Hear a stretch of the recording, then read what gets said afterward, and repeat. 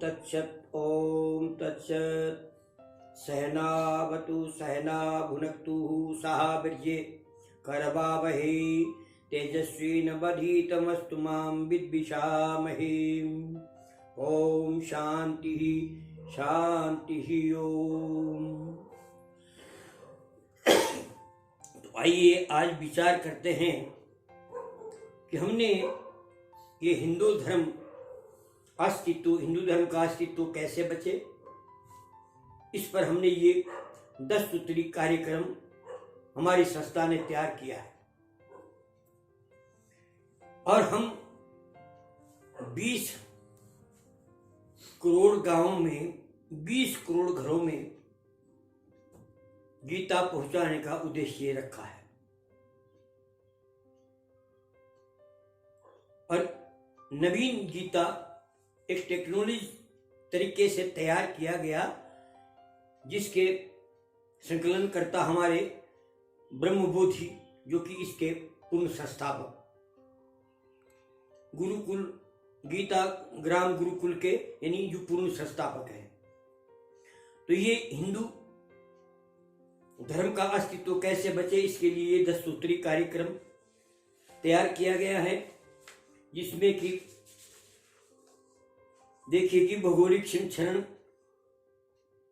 यानी इंडोनेशिया सारा हिंदू था, आज वहां शेष हो गए हैं। अफगानिस्तान में सारा हिंदू था, आज 100 हिंदू रह गए। दक्षिण एशिया में हिंदू था, जिसमें से इस वक्त तकरीबन शेष होते जा रहे हैं। भारत में से भी एक हिस्सा बट करके, जिसका कि पाकिस्तान और बांग्लादेश 2 राष्ट्र बन चुके हैं। भारत में भी इस वक्त में हिंदू एक 8 राज्यों में अल्पसंख्यक तरीके से हो गया है। अब इसमें हमारा उद्देश्य ये नहीं है कि किसी जाति या संप्रदाय को जिम्मेदार ठहराया जाए। इसके लिए केवल हम स्वयं जिम्मेदार हैं, क्योंकि हिंदू का कोई आधार या अस्तित्व ही नहीं है। सबसे पहले तो बात यह है कि हिंदू नाम मुझे किसी शास्त्र में आज तक मिला ही नहीं, क्योंकि ये अजनाब खंड एक आर्यवर्त देश है। ये अनादि सनातन आर्यवर्त देश है। तो हमें यदि इस अनादि सनातन हिंदू धर्म आर्यवर्त देश को बचाना है, तो उसके लिए हमको ये 10 सूत्री कार्यक्रम अपनाना होगा कि हिंदू की एकता को यानी समस्त सनातनी को एक सूत्र में बंध जाना। तो इसमें प्रथम सूत्र है कि एक आधार ग्रंथ को स्वीकार करना। अब इस्लाम के कुरान आधार है। छोटे मोटे जो ग्रंथ और होंगे भी, तो वो कुरान से अलग नहीं है। ईसाइयों का बाइबल है, उसके जो छोटे मोटे वो बाइबल के ही अंग है। सिखों का एक ग्रंथ है, इसलिए वो इसमें बंधे हुए हैं। परंतु हमारा सनातन का एकमात्र सनातन में से यदि पूछो तो या तो नेपाल गोरखा या सिख जो कि संगठित है, बाकी जितने भी सनातनी हैं हिंदू नाम से सब बिखरे हुए हैं। तो प्रथम बात तो यह है कि एक आधार ग्रंथ को स्वीकार करना। दूसरा सूत्र है कि श्रीमद् भागवत गीता को देश के 20 करोड़ घरों में पहुंचाना।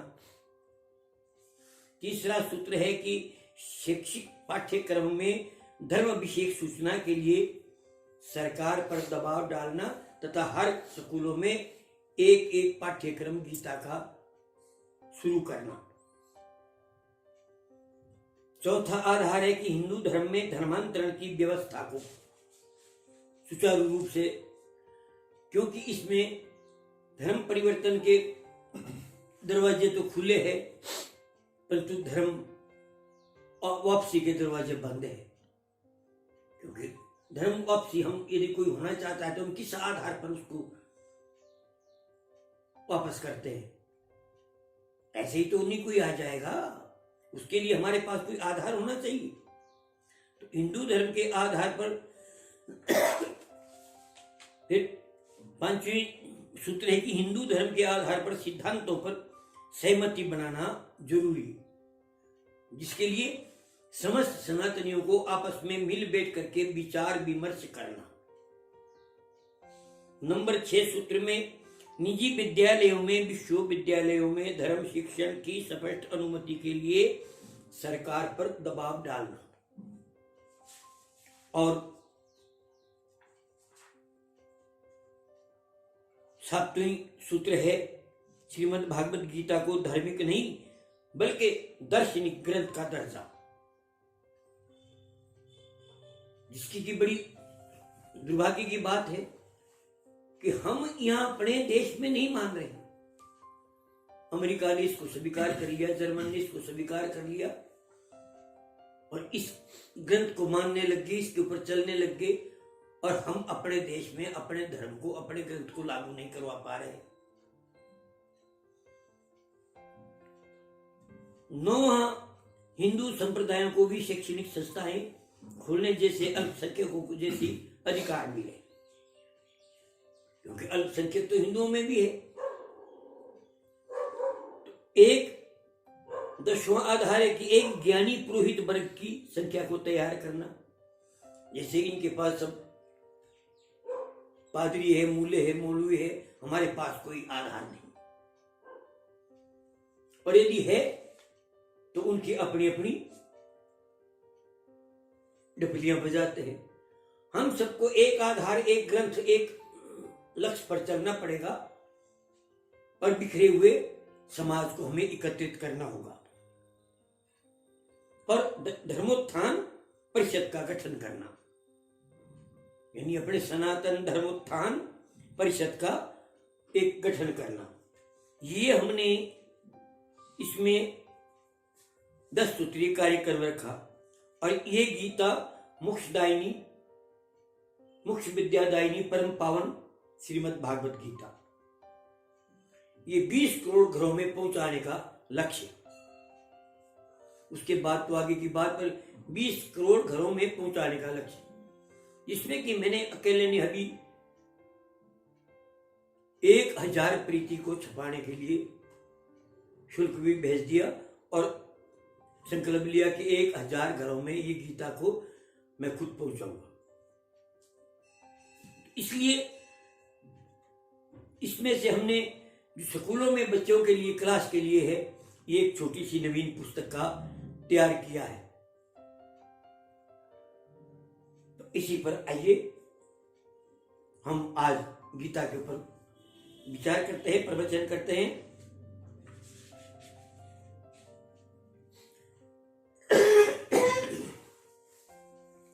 युक्ताहार विहारस्यम युक्ता तिष्ठस्य कर्मसुः युक्ता स्वप्नबधो सस्यम योगो भवति दुःखः,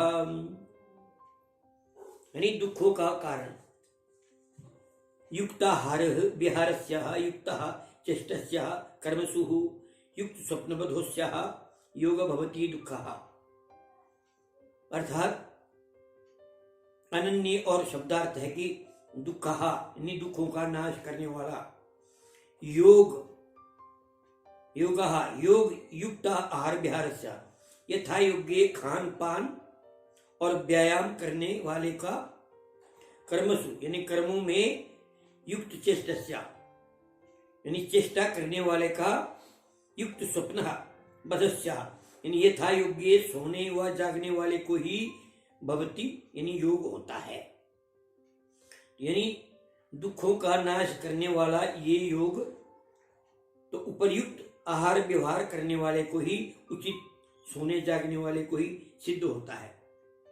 तो साधन करके यानी अधिक खाना से भी आलस्य होता है और भूखे रहने से दुर्बलता आती है। तो इसलिए गीता में यदि हम गीता को देखें तो ये जो एक स्कूल के लिए बनाया है, इसीलिए छोटा सा ग्रंथ तैयार किया है कि इसके 51 श्लोक यदि याद कर ले बच्चे तो उसको अपने आप ही उसको अपने धर्म का महसूस होगा, और स्वयं नित्य प्रति इसका पाठ करे तो उसको उसके अंदर जो ऊर्जा खोई हुई है वो स्वयं आपको वापस आ जाएगी, क्योंकि ये गीता स्वयं भगवान कृष्ण की वाणी है। और देखते हमने और अवतार हमने नहीं देखे, पता नहीं कब हुए, परंतु कृष्ण को तो अभी 500-600 साल ही हुए, और हर व्यक्ति जानता है कि कृष्ण ने अर्जुन को गीता का ज्ञान दिया। जो स्थिति अर्जुन की थी वही स्थिति हम सब की आज बनी हुई है, और जब तक ये मोह और माया की निंद्रा से हम ऊपर नहीं उठेंगे तब तक हम संगठित नहीं हो सकते हैं। तो यानी इसलिए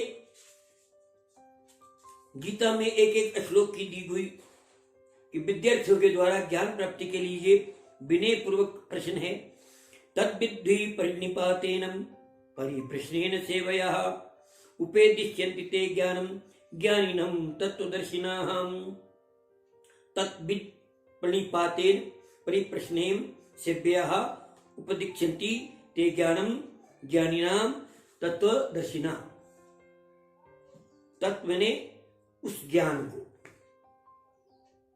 विद्धि ने समझो, प्रणिपाते ने यानी प्रणाम करने से, उनकी सेवा करने से, परिप्रश्नेना कई प्रकार के प्रश्न करने से, वे तत्वदर्शिना वो सत्य को जानने वाला ज्ञानी नाम, ज्ञानी तुम्हें उस ज्ञान का उपेक्षन्ति उपदेश करेंगे, यानी उस ज्ञान को तुम तत्वदर्शी यानी सत्य को जानने वाले ज्ञानियों के पास जाकर के जानो। उनको विनय पूर्वक नम्रता से प्रणाम करने से, उनकी सेवा करने से, विनम्रता पूर्वक हर तरह के सवाल पूछने से वे ज्ञान का उपदेश तुम्हें करेंगे। अब विद्यार्थी असभ्य के द्वारा मन का नियंत्रण कैसे करें?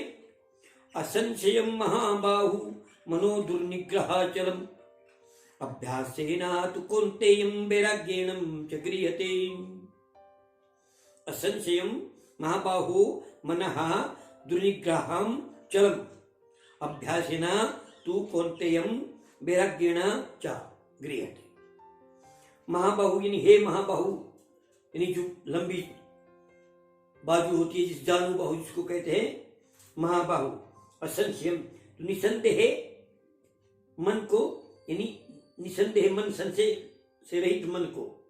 अचलम यानी चंचलम, दुर्निग्रहम कठिनता से वश में होने वाला है।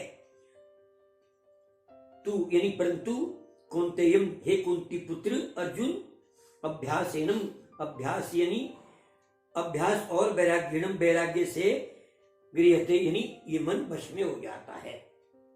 ये महाबाहु अर्जुन निसंदेह मन चंचल और मुश्किल से वश में होने वाला है, परंतु हे कुंती पुत्र ये अभ्यास और वैराग्य से वश में हो जाता है। इसलिए विद्यार्थियों के द्वारा शिक्षकों का उद्धार अनामित्तम अदम्भित्तम महिंसम क्षांतिवार्जवाम आचार्योपासनम चे शौचम स्थैर्यमात्मं विनिग्रह आत्मनित्वम अमानित्वम मदम्भित्वम अहिंसा शांति आर्जवम आचार्यम उपासनम शौचम स्थैर्यम आत्मा विनिग्रह। आत्म अमानित्वम यानी मान सम्मान की अधिक इच्छा नहीं रखना। अदम्भित्वम दंभ या घमंड का अभाव। अहिंसा यानी हिंसा से रहित। शांति क्षमा भाव। अजर्वम आर्जवम यानी मन वाणी आदि की सरलता। आचार्योपासनम, आचार्यों की सेवा, शौचम यानी स्वच्छंदता, स्थैर्यम यानी मन की स्थिरता, आत्मनिग्रहम मन इंद्रियों सहित शरीर का नियंत्रण, तो अधिक मान सम्मान की इच्छा नहीं रखना, दंभ या अहंकार का अभाव होना, अहिंसा किसी जीव की हिंसा नहीं करना, क्षमाशीलता, सरलता, आचार्यों की शिक्षकों की श्रद्धा पूर्वक सेवा, आहार बाहर भीतर की शुद्धि, स्थिरता या अचंचलता यानी चंचल मन को अचल करना, मन इंद्रियों का नियंत्रण रखना, ये सब सच्चे ज्ञान की इच्छा रखने वालों के लिए इनके लक्षण है। तो विद्यार्थी द्वारा अपना काम विद्या अध्ययन ठीक से करने से सफलता मिलती है। तो उसके लिए ये श्लोक, स्वे स्वे कर्मण्यभिरताः संसिद्धिर्लभते नरः स्वकर्मनिरतः सिद्धि यथा विन्दति तच्छृणु। स्वे स्वे कर्मणि अभिरतः संसिद्धिं लभते नरः स्वकर्मनिरतः सिद्धिं यथा विन्दति तच्छृणु। यानी स्वे स्वे अपने अपने, यानी स्वयं के अपने अपने कर्म, अपने अपने कर्मों में, अभीरता यानी तत्परता से लगा हुआ नर, नर यानी मनुष्य, संसिद्धि परम सिद्धि या सफलता को लभते यानी प्राप्त होता है, स्वकर्म निरतः अपने कर्तव्य में लगा हुआ मनुष्य या जिस कर्म प्रकार से सिद्धम सफलता को प्राप्त होता है, बिंदती बिंदती यानी प्राप्त होता है, तत् उसको सुनो सुनो, उसको सुनो, यानी अपने अपने नियत कर्मों से तत्परता से लगा हुआ मनुष्य सिद्धि और सफलता को प्राप्त करता है। तो इसलिए ये कर्म में लगा हुआ मनुष्य जिस प्रकार से कर्म द्वारा सिद्धि या सफलता को प्राप्त करता है उसे ध्यान से सुनो, ऐसे बतला रहे हैं। तो इसलिए इसमें ईश्वर का मार्गदर्शन के लिए नित्य प्रार्थना कि रोज जो सवेरे उठ करके ये श्लोक पढ़ता है कि कर्पण्य दोषोपहत स्वभावः पृच्छामि त्वं धर्म समुण्ड चेतः इच्छ्रेयस्य स्थिति इच्छ्रेयस्य निश्चितं ब्रूहि तन्मे शिष्यस्तेहं शाधिमत्तं प्रपन्नः। कर्पण्य दोषम, कर्पण्य दोष उपहत स्वभावः पृच्छामि त्वां धर्म समुण्डः चेतः यत् श्रेयः स्यात् निश्चितं ब्रूहि तत् ये शिष्ये ते अहं शाधिमां त्वं प्रपन्नम। यानी कर्पण्य दोष अपहृत स्वभाव, यानी कायरता के दोष रूपी दोष से ग्रस्त हुआ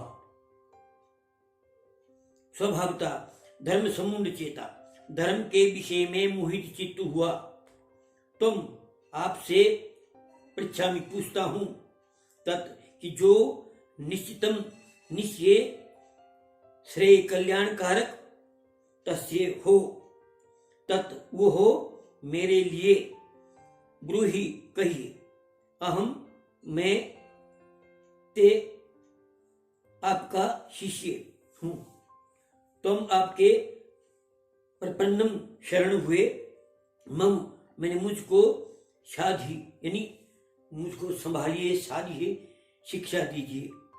दीनता से मेरा सहज स्वभाव नष्ट हो चुका है, इसलिए मनुष्य को दीन नहीं बनना चाहिए, भिखारी नहीं बनना चाहिए, इंसान को अपनी ऊर्जा को जागृत करना चाहिए। दीनता से मेरा सहज स्वभाव नष्ट हो गया है तथा अपने धर्म व कर्तव्य के बारे में मन में मोह भ्रम हो गया है, इसलिए मैं अपने से पूछता हूं कि जो मेरे लिए कल्याणकारी हो वो कहिए। मैं आपका शिष्य हूं, आपकी शरण में हूं, मुझको शिक्षा दीजिए और मैं लड़खड़ा जाऊं तो संभालिए भी। तो पुनर्जन्म दुखों का घर ईश्वर प्राप्ति द्वारा पुनर्जन्म की समाप्ति हो जाती है। उसके लिए ये श्लोक आगे का, ममुपेत्यम पुनर्जन्मम दुःखालयेम शाश्वतम नाप्नुवन्ति हि महात्मनः संसिद्धि परमः गतः माम उपेते पुनः जन्म दुःख आलयम अशाश्वतम न प्राप्नुवन्ति महात्मनः संसिद्धिम परमाम गता। परमम यानी परम सिद्धि को, संसिद्धि, परम यानी परम, संसिद्धि यानी सिद्धि को, गता यानी प्राप्त, ये आत्मना महात्मा जन, मम मैंने मुझको, उपेत्य प्राप्त हो करके, दुख आलयम दुखों के घर, आलय मैंने घोंसला यानी दुखों का घर, शाश्वतम यानी नित्य, पुनर्जन्मम यानी पुनर्जन्म को नहीं, अपनुबंती यानी प्राप्त होते हैं। यानी परम सिद्धि को प्राप्त किए हुए महात्मा लोग मुझ ईश्वर को प्राप्त करके पुनर्जन्म के चक्कर में फिर नहीं पड़ते हैं। ये पुनर्जन्म जो दुखों का घर है, ये जन्म और मरण बाद बाद होता है।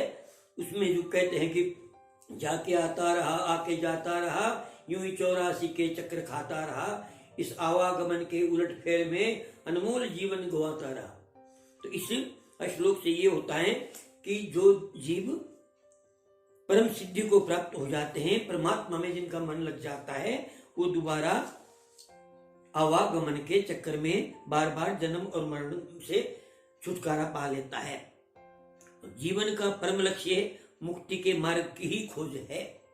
तो इसलिए कहते हैं तथा पदम तत्परिमार्गितव्यहम यस्मिन् गता नानि प्रदन्ति भूयं त्वमेव चाद्यं पुरुषं प्रबद्धे यतः प्रवृत्ति प्रसिद्धा पुराणी। 15वें अध्याय के 4थे श्लोक में ये कहा गया है कि ये तथा पदम तत्परिमार्गितव्यम यस्मिन् गतः निवर्तन्ति ही भूयः तम एव च आद्यम पुरुषम प्रबद्धे यतः प्रवृत्ति प्रसिद्धा पुराणी। तथा उसके बाद, तत् उस, पदम उस पद, मार्गी परिमार्गितव्यम भली भांति खोजना चाहिए, यानी परिमार्गितव्यम का भली भांति खोजना चाहिए। यस्मिन यानी जिसमें, गता यानी गए हुए लोग, भूयम यानी फिर, न निवर्तन्ति लौट कर नहीं आते, च यानी और, पुराणी यानी पुरातन, प्रवृत्ति यानी प्रवृत्ति प्रसिद्धता विस्तार को प्राप्त हुई है, तम यानी एवं, उसी यानी आद्यम पुरुषम आदि पुरुष के प्रबद्धे में शरण हूं, यानी फिर उस स्थान को खोज निकालना चाहिए जहां पहुंच करके फिर लौट करके इस संसार में नहीं आना पड़ता। और ये संकल्प करना चाहिए कि सृष्टि कर्म की ये पुरातन प्रवृत्ति जिससे उत्पन्न हुई है, उसी आदि पुरुष को, उसी परमेश्वर की ओर में जाता हूं। तो ये एक विद्यार्थी की सबसे अधिक समय विद्या अध्ययन में जाना चाहिए, जिससे कि उसके इस जीवन का निर्माण हो। मगर विद्यार्थी जीवन से ही थोड़ा समय परलौकिक जीवन के निर्माण के लिए चिंतन और उद्यम में भी जाना जरूरी है। इसके लिए श्री भागवत गीता के कुछ श्लोकों का नित्य पाठ बहुत उपयोगी हो सकता है। इसीलिए आत्मा की अमरता का लक्षण बतलाया गया है कि नैनम छिद्दन्ति शस्त्राणि नैनम दहति पावका न चैनम क्लेदयन्त्यापो न शोषयति मारुतः। नैनम छिन्दन्ति शस्त्राणि नैनम दहति पावकाः न चैनम क्लेदयन्ति आपः न शोषयति मारुतः। एनम मैंने इसको, शस्त्राणि मैंने शस्त्र, नो मैंने नहीं, छिन्दन्ति मैंने काट सकते, एनम मैंने इसको, पावक मैंने आग, नो मैंने नहीं, दहती मैंने जला सकती, एनम मैंने इसको, आप मैंने जल, नो मैंने नहीं, क्लेदयंती यानी गीला नहीं कर सकती, चौ मैंने और, मरुत यानी वायु, नौ मैंने नहीं, शोषयति ना सुखा सकती। इसका आत्मा को यानी शास्त्र काट नहीं सकती हैं, आग जला नहीं सकती हैं, जल गीला कर नहीं सकता है और वायु उसे शोषण नहीं कर सकती हैं। अब इसके विद्यार्थी के जीवन के दौरान कभी कभी कुछ ऐसी घटनाएं घटित होती हैं, जैसे किसी परिजन की मृत्यु, जिससे विद्यार्थी लंबे समय तक शोकग्रस्त हो जाते हैं।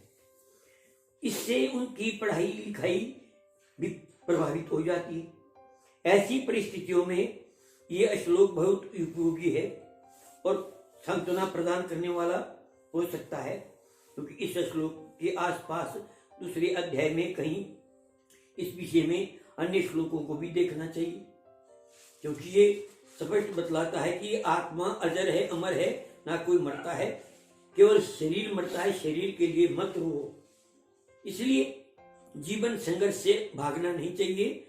इसीलिए यह श्लोक आगे का कहता है, संन्यासम कर्मयोगश्चम निःश्रेय सकरा बुभु त्यस्तु कर्म संन्यासम कर्मयोगो विशिष्यते। संन्यासः कर्मयोगः च निःश्रेयसा करो उभो तयो तु कर्म संन्यासात् कर्मयोगः विशिष्यते।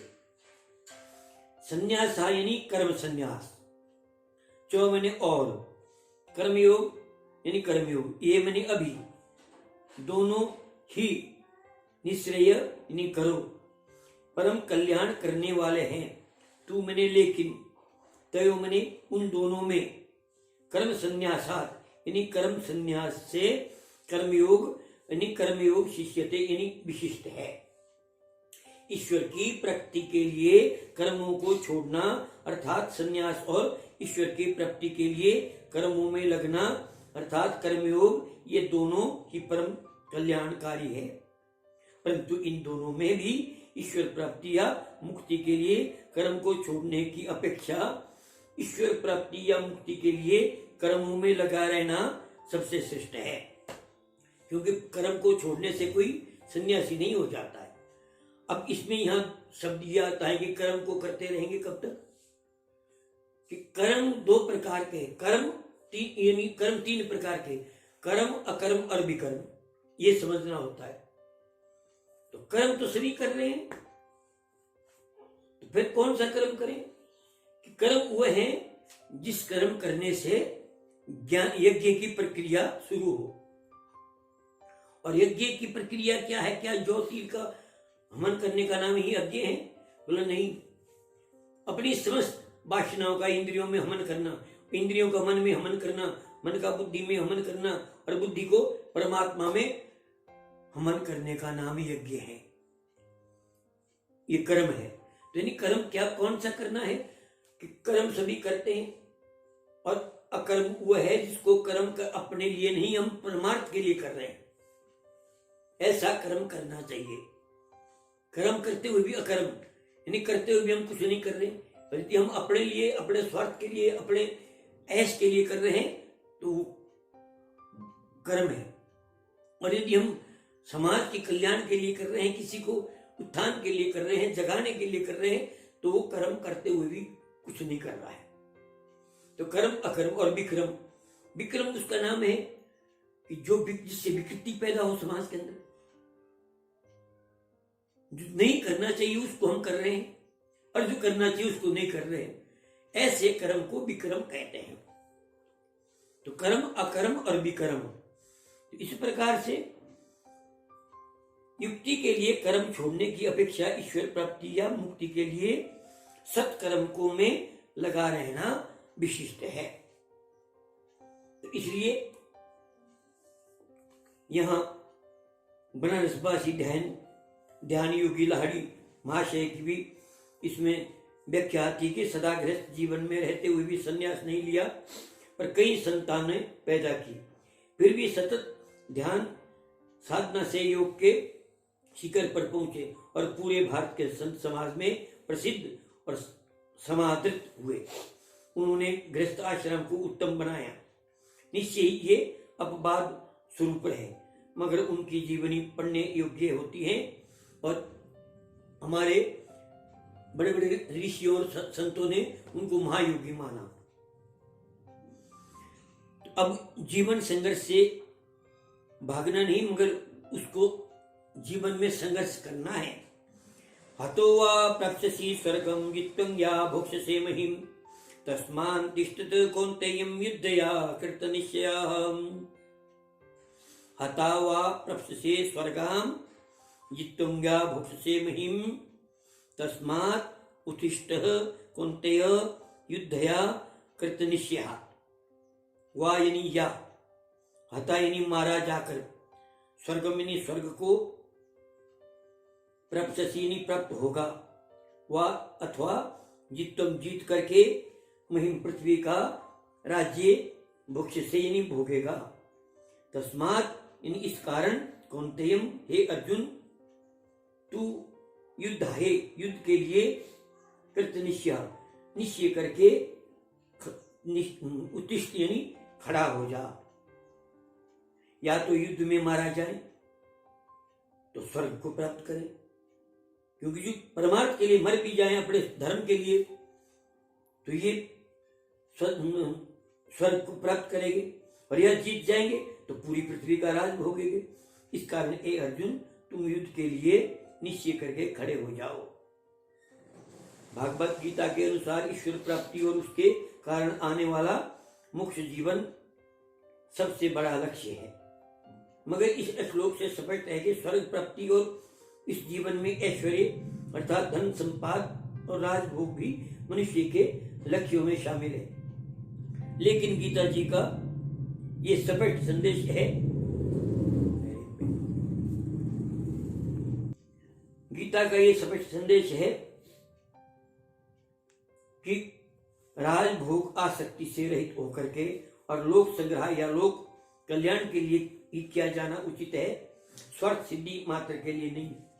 तो गीता पढ़ने वाले यदि हर व्यक्ति गीता पढ़ करके राजनीतिक में आए तो कभी भी वो बुराई नहीं कर सकता, क्योंकि राज अपने स्वार्थ के लिए नहीं। आज तो नेता इसलिए बनते हैं कि एक बार में नेता बन गया तो जिंदगी भर में कमाई लिया, इकट्ठी कर लिया, प्रजा भाड़ में जाए।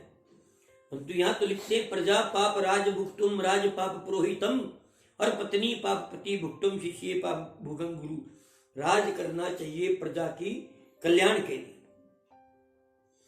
तो ये जीवन संघर्ष का मंत्र है कि सुखे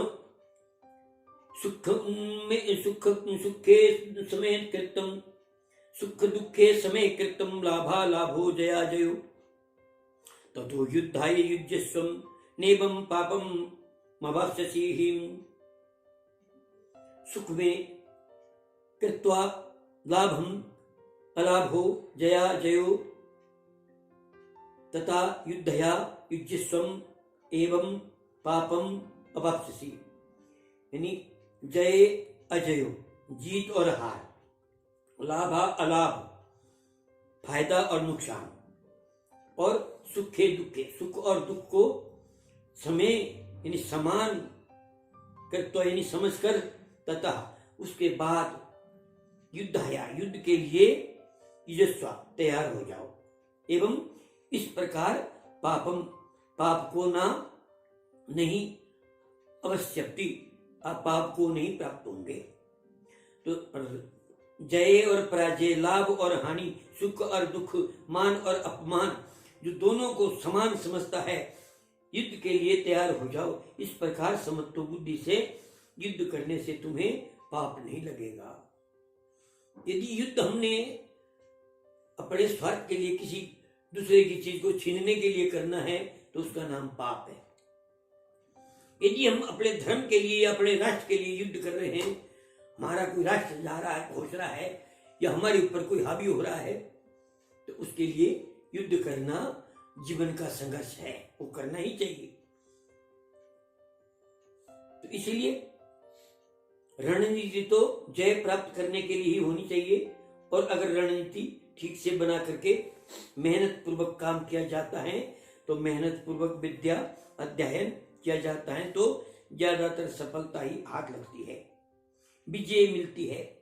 मगर यदि कुछ कारणों से जय नहीं भी मिले तो भी इससे दुखी या हतोत्साह नहीं होना चाहिए।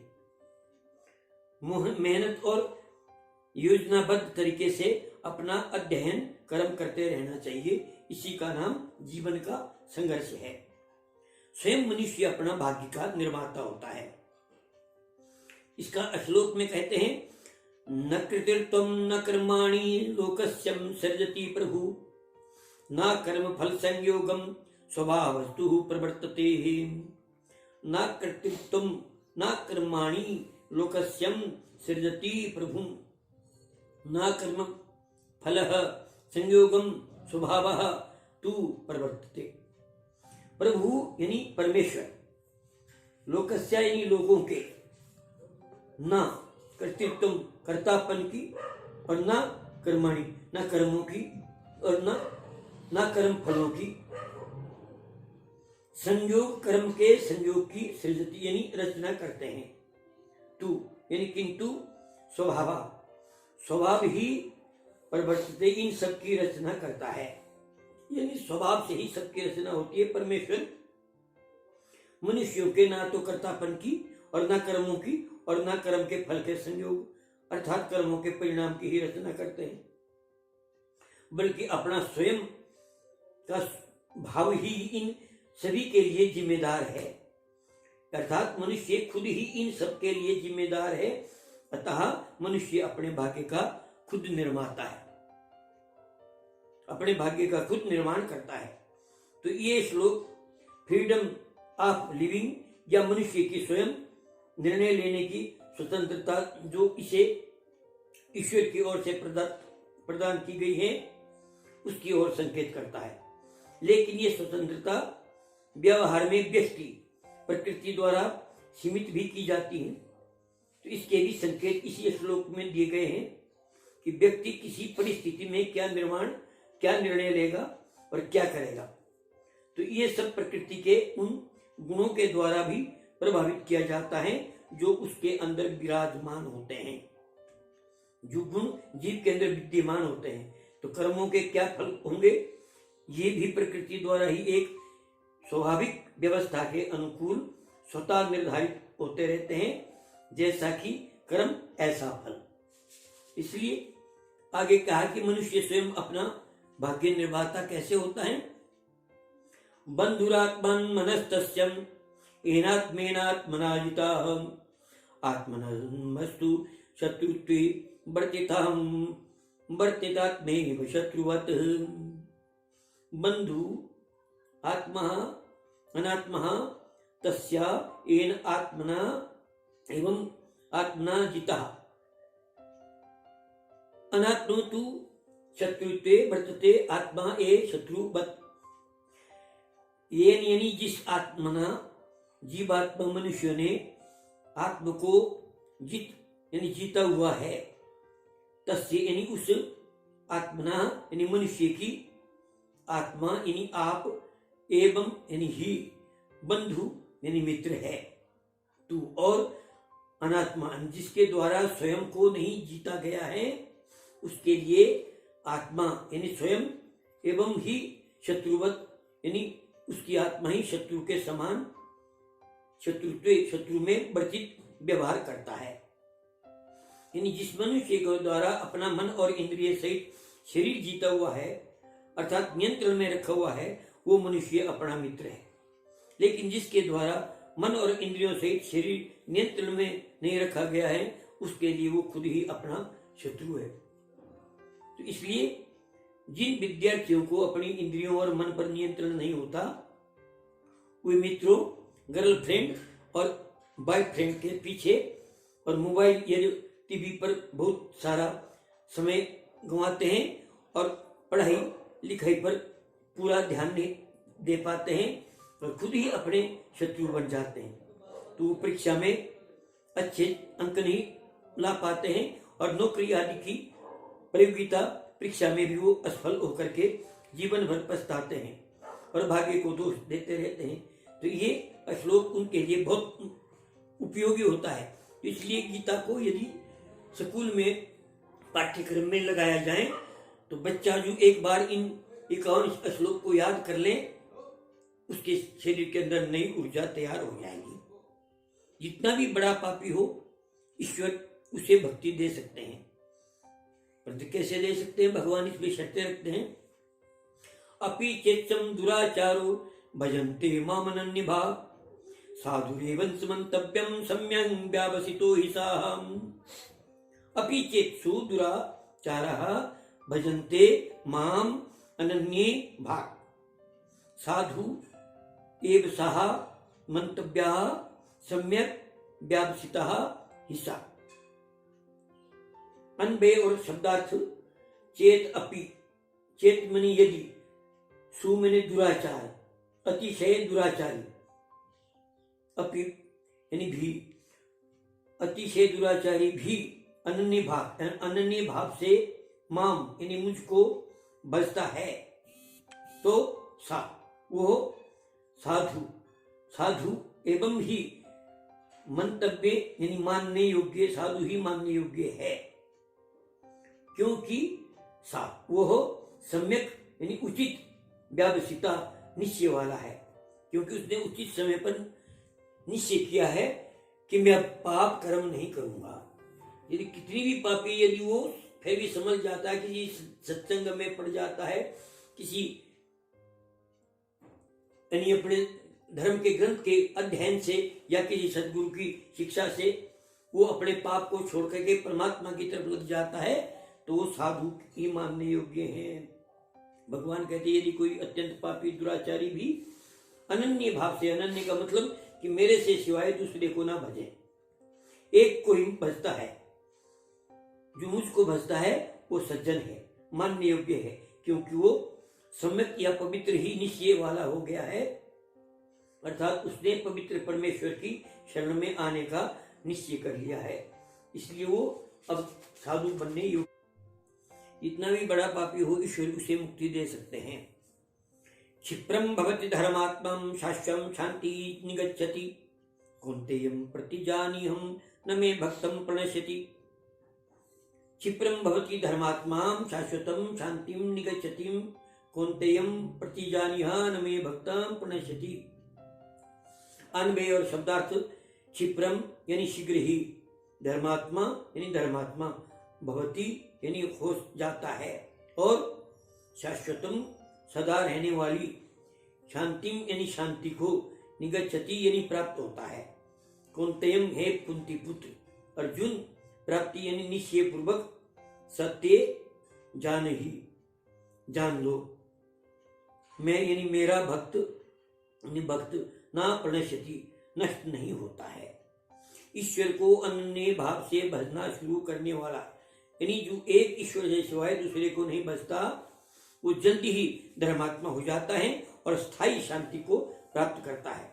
ये अर्जुन, मेरा भक्त कभी नष्ट नहीं होता। तो पहले जो दुराचारी रहा मनुष्य भी यदि ईश्वर की अनन्य भक्ति करने वाला बनकर धर्मात्मा होकर विनाश से बच जाता है, और यानी नष्ट होने से बचने के लिए धर्मात्मा बनना जरूरी है, जो प्रभु की अनन्य भक्ति का स्वाभाविक और अनिवार्य परिणाम है। जो दुराचारी रह गया वो प्रभु का अनन्य भक्त नहीं बनता, ये इस श्लोक से स्पष्ट है। और जो प्रभु का भक्त बन जाता है वो दुराचारी नहीं रह सकता।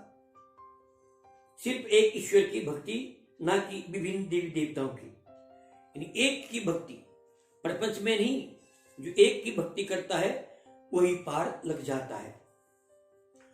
आत्मे पम्मेन सर्वत्रम समम पश्यति अर्जुनम सुखम वा यदि वा दुखम सयोगी परमो मतः। आत्मम उपम्येन सर्वत्रम समम पश्यति या अर्जुन, सुखम वा यदि वा दुखम या योगी परमः मतः। अन्वय और शब्दार्थ। अर्जुन ए अर्जुन, या जो आत्मेपम्येन यानी अपने से उपमा का या तुलना करके, सर्वत्रम सभी में समम यानी समान पश्यति यानी देखता है, समान देखता है वह, और सुखम यानी सुख आदि व अथवा दुखम दुख को भी गले में अपने समान देखता है। सा वो योगी ईश्वरम यानी उपासक परम परम श्रेष्ठ मत में माना गया है। ये अर्जुन, जो योगी अपनी ही उपमा से अपने से तुलना करके सभी जीवों को अपने समान देखता है और उनके दुख सुख को भी अपने ही दुख सुख के समान देखता है और समझता है, वो योगी परम श्रेष्ठ माना गया है। कि सब में देखे जो भगवान समदर्शी तू उसको मान। इसलिए एक घायल व्यक्ति सड़क पर पड़ा है और उसे कोई छू नहीं पूछ नहीं रहा है, क्या मैं ऐसी हालत में पड़ा होता तो वो पसंद करता है कि कोई मेरी सहायता नहीं करे। ये उसके दुख में अपने को ढाल करके तुलना करके देखने से महसूस होगा। तो ये श्लोक न केवल मनुष्यों के बल्कि सभी जीवों के प्रति करुणा का संदेश देता है। बेजुबान पशुओं का दुख दर्द भी समझने और महसूस करने की प्रेरणा देने वाला यह श्लोक है। उनकी स्थिति में भी स्वयं को ढाल कर देख लेने को प्रेरित करने वाला यह श्लोक है। मैं अगर उस पशु की जगह होता और मेरी बलि चढ़ाई जाती तो क्या मुझे सुख मिलता और ये अन्यायपूर्ण होता। इस प्रकार से जब हम ऐसे चिंतन करते हैं तो अपने आप ही हमारे मन में पशुओं के प्रति भी दया आएगी और हमको कोई चीज छोड़नी नहीं पड़ती। जब इंसान धर्मात्मा बनता है तो उसको छोड़नी नहीं पड़ती, धर्म अपने आप छुड़ा देता है। सुख दुख दोनों समान धीरज बनाए रखना। यंहिनम व्याथयन्ते ते पुरुषम पुरुषर्षभा समम सुखम सुखम दुखम सुखम धीरम सोमृतत्वाय कल्पते। यम ही व्यथियन्ति ते पुरुषम पुरुषर्षयः सम दुखम धीरम स अमृतत्वम कल्पते। यानी ही मैंने क्यों कि पुरुष ऋषभ, हे पुरुष श्रेष्ठ, सम दुखम दुख और सुख को समान समझने वाले, यम यानी जिस, धीरम यानी धीर पुरुषम यानी धीर व्यक्ति को, एते यानी ये इंद्रिय और विषयों के संयोग ना व्यथयंती यानी व्याकुल नहीं करते, स यानी वो अमृतत्वम अमृत के कल्पते अमृत के योग्य होता है। हे पुरुष श्रेष्ठ अर्जुन, सुख दुख को समान समझने वाले जिस धीर मनुष्यों को ये इंद्रिय और इंद्रियों के भोगों के संपर्क और उनसे संपर्क की लालसा व्याकुल नहीं करते, वो मुक्ति के अमृत पान यानी मोक्ष के योग्य होता है। स्वादिष्ट भोजन, रति कर्मण और सुगंध सुंदर रूप आदि इंद्रिय भोग के उदाहरण है। तो भागवत गीता इंद्रिय भोग के विरुद्ध नहीं है, लेकिन वो सिर्फ इंद्रिय भोगों को जीवन का उद्देश्य बनाने के विरुद्ध है या इंद्रिय भोगों के पीछे भागते रहने के विरुद्ध है। इंद्रिय भोगों को वैसे ही ग्रहण करना चाहिए जैसे अंदर से परिपूर्ण अचल समुद्र अपने में आती हुई नदियों को प्रवाहित सहज में स्वभाव से बिना उद्वेलित हुए ग्रहण करता है, ना कि वो नदियों के पीछे भागता है। इसलिए अनासक्त कर्म फल जो भी मिल जाए उसमें जो येन केन संतुष्ट रहता है, वो योगी कुछ भी नहीं करता। मच्चितम सर्वदुर्गाणि मत प्रसादा तरिष्यति अतः चित्तम अहंकारं न शोषयति न कंक्षति। मच्चित सर्वदुर्गाणि मत प्रसादम तरिष्यति अतः चित्तम अहंकारात् न शोष्यति न कंक्षति। मच्चित यानी मुझमें चित्त वाला होकर, तुम मैंने तुम, मत प्रसाद मैंने मेरी कृपा से, सर्व दुर्गाणी मैंने समस्त संकटों से, दरिष्यति यानी पार हो जाओगे, अथ और चित यदि अहंकारात अहंकार के कारण, न शोषयति नहीं सुनोगे, निकंसति तो नष्ट हो जाओगे। इसलिए मुझ में चित्त लगाने रखने वाला होकर के भी तुम मेरी कृपा से सभी संकट से पार हो जाओगे, और यदि अहंकार के कारण इन बात को नहीं मानोगे तो विनाश को प्राप्त होगे। इस श्लोक से मिला करके देखा जाए, इस 5 श्लोक को 14 से मिलाकर देखा जाए और पढ़ना चाहिए, जिसमें ये कहा गया है कि मनुष्य अपने कर्मों के लिए और उनके फलों के लिए स्वयं उत्तरदायी है, मगर यदि वो निष्ठापूर्वक कर्म करता है तो भी उसके मार्ग में संकट तो आते ही हैं, मगर भगवान की भक्ति की जाती है या उनमें चित्त लगा रहता है तो भगवान के भक्त की राह में आने वाले उन संकटों को दूर कर भक्त को विनाश से बच सकते हैं। और यदि वो लड़खड़ा करके फिर भगवान को गाली देने लग जाए, थोड़ी सी भिक्षा मेरे पास नहीं हो पाए, तो उसका नष्ट होना निश्चय है। तो ईश्वर की कुछ महान प्रतिज्ञाएं होती हैं। तो प्रतिज्ञाएं क्या है कि अनन्यम चिंतयन्तो मा ये जना पर्युपासते तेषा नित्यं वियुक्तानां योगाक्षेमं वहाम्यहम्। अनन्ये चिंतयन्तः मम ये जनाः पर्युपासते तेषां नित्यं अभियुक्तानां योगक्षेमं वहामि अहम्। यानी जो ये अन्य प्रेमी जना लोग मम मुझ परमेश्वर की चिंतयन्ता निरंतर चिंतन करते हुए परिउपासते हर प्रकार से उपासना करते हैं, तेषाम उन नित्य अभियुक्तानाम नित्य निरंतर मुझसे जुड़े हुए लोगों का योगक्षेमम अप्राप्त की प्राप्ति और प्राप्त की रक्षा अहम यानी मैं बहामी प्राप्त कर लेता हूँ, स्वयं मैं बहन करता हूँ।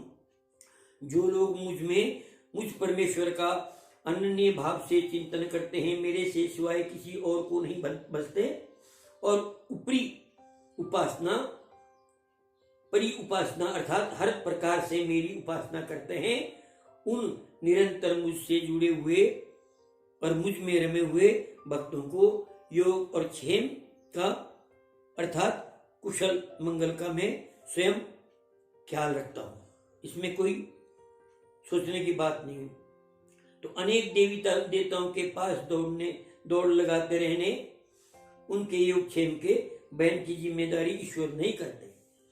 वो तो ये कहते हैं कि जो अनन्य का जो किसी को नहीं बचता, केवल एक मुझको बचता है। तो ये शास्त्र यही बतलाते हैं कि हमको दौड़ धूप छोड़ देनी चाहिए। जब तक हम छोटी छोटी चीजों के बीच में पीछे पड़े रहेंगे, कोई पीरों की मारिया में कोई भूतों की पूजा करते हैं, तो कोई प्रेतों की पूजा करता है, तो कोई छोटे छोटे देवताओं के पीछे घूमते रहते हैं, उनका कल्याण कभी होता नहीं। इसलिए भगवान कहता है कि सबको छोड़ के जो मेरी शरण में आता है, इसलिए ये तो सर्वाणि कर्माणि मयि सन्न्यस्य मत्परः अनन्येन योगेन मा ध्यायन्तम् उपासते। ये तो कर्माणि सर्वाणि मयि पश्यस्यम् मतम् परः अनन्येन एवं योगेन मानम ध्यायन्ता उपासते। तू मैंने परंतु ये जो मत परा मेरे प्रायण रहने वाले भक्तजन, सर्वाणी यानी संपूर्ण, कर्माणी कर्मों को यानी मई मुझ में, संन्यास्य अर्पण करके, माम यानी परमेश्वर को, एवं ही अनन्य यानी अनन्य योगेन योग से ध्यायन्ता निरंतर चिंतन करते हुए उपासते यानी भजते हैं। परंतु मेरे जो प्रायण रहने वाले भक्तजन सारे कर्मों को मुझ में ही अर्पण करके और मुझ परमेश्वर को अनन्य योग से निरंतर चिंतन करते हुए भजते हैं, उनका मैं योग क्षेम बहन करता हूं। शेष बात के लिए अगला श्लोक देखें।